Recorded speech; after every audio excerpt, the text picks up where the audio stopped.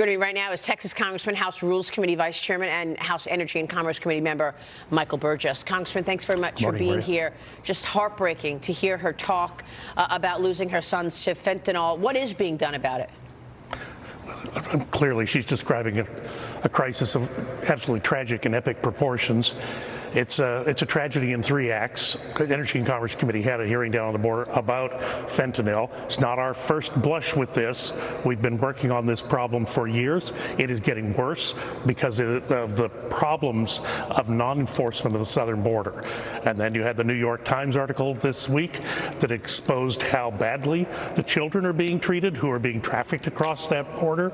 And then, of course, you've got every community in the country that is suffering some of the downstream effects, whether it be personal tragedies like we heard in the Homeland Security Committee, or whether it's schools and hospitals and law enforcement that are simply overwhelmed with the numbers of people that are coming across because the president told them to come. And that is what has to stop. It has to stop at the top. He has to deliver that message, and I don't know why he won't. Yeah, I mean, let me ask you again, what is being done about the fentanyl problem? Well, the fentanyl is one that you tackle at the street level, and certainly we have very good people at DEA who are doing that and intercepting significant quantities, but you can't stop it all. And look, I get the counter from the Democrats on the other side. They say, oh, it's not unaccompanied minors who are bringing this stuff across.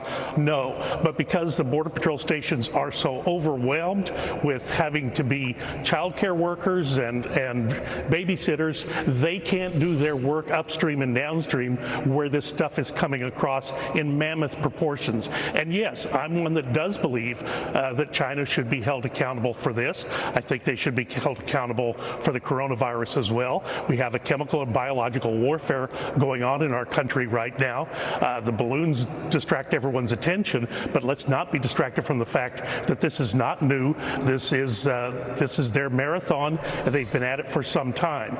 From a legislative standpoint, you can schedule some of the fentanyl analogs. It is difficult for DEA to keep up with the chemical changes that are occurring at the molecular level. And look, okay, I get that. You tweak it a little bit and it's no longer illegal, so you could classify a broad class of those types of medicines as illegal, and it would hasten the rapidity with which law enforcement could react. Yeah, I'm just wondering what really can be done without Joe Biden getting involved. I mean, so far, this administration has had a soft response to China. But what more can China do with no repercussions? I mean, decades of theft of intellectual property, the Uyghurs and the treatment of those slave labor, a spy balloon surveilling America above our military installations, unleashing COVID-19 on the world, accidental or not, followed by a cover-up, and cornering the market for PPE.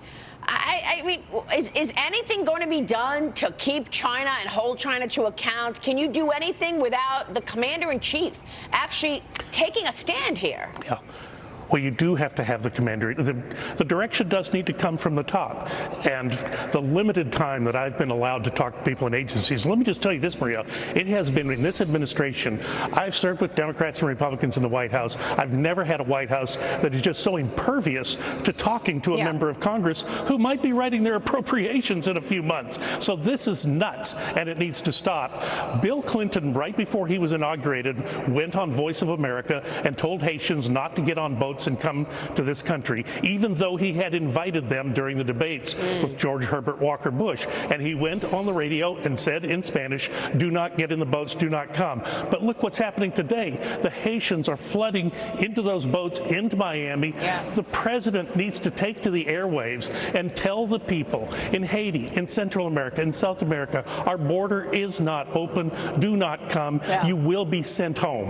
Yeah, instead, they're saying the border is secure as if we're, morons. I mean, we're watching the numbers. We see what's happening. 5 million plus people apprehended on Joe Biden's watch, 1.5 million others getting away. And then this slave labor, I want to get your take. I want to bring the panel in here. Ben & Jerry's is one of the several companies whose suppliers are using migrant child labor, violating child labor laws. Despite the company's vow to, quote, honor and stand with migrants, the Department of Health and Human Services is responsible for making sure sponsors support and protect children migrant children. But in a recent report, the New York Times, of all, writes this: while the HHS checks on all minors by calling them a month after they begin living with their sponsors, data obtained by the Times show that over the last 2 years, the agency could not reach more than 85,000 children.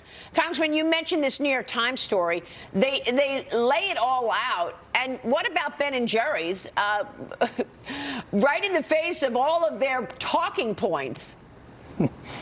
Yeah. Okay. We've got a new labor secretary. I hope that Secretary Sue will come down pretty hard on some of these companies that are exploiting this type of labor. But look, it's not anything that's new. And the Office of Refugee Resettlement, going back to the Obama administration, when he said he was going to start the deferred adjudication for childhood arrivals, the DACA program, it really sped this process up a lot. And that's when we had the flood but at that time it was predominantly Honduran boys that came into the country, just unchecked, and it did back off a little bit when Trump was president, but now, of course, it's a multiple 10 times as bad as it was during the Obama administration. And the Office of Refugee Resettlement has that responsibility.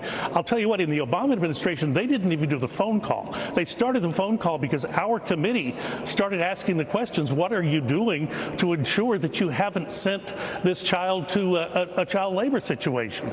No one really asks about the problems related to sexual assault for young people who are brought across the border. There are very, very few safeguards at Office of Refugee Resettlement, and it needs to stop. What they've developed is simply a rapid throughput system, and then, as the Houston police chief said the other day, you've got 6 of these kids that went to the same address and nobody's there.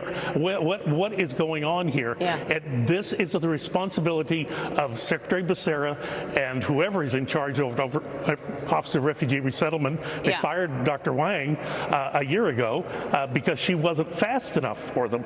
This is, and what I've told our oversight chairman in Energy and Commerce, we need to get these folks in here. They need to answer some very, very hard questions, and they need to start doing their job. They get a big budget.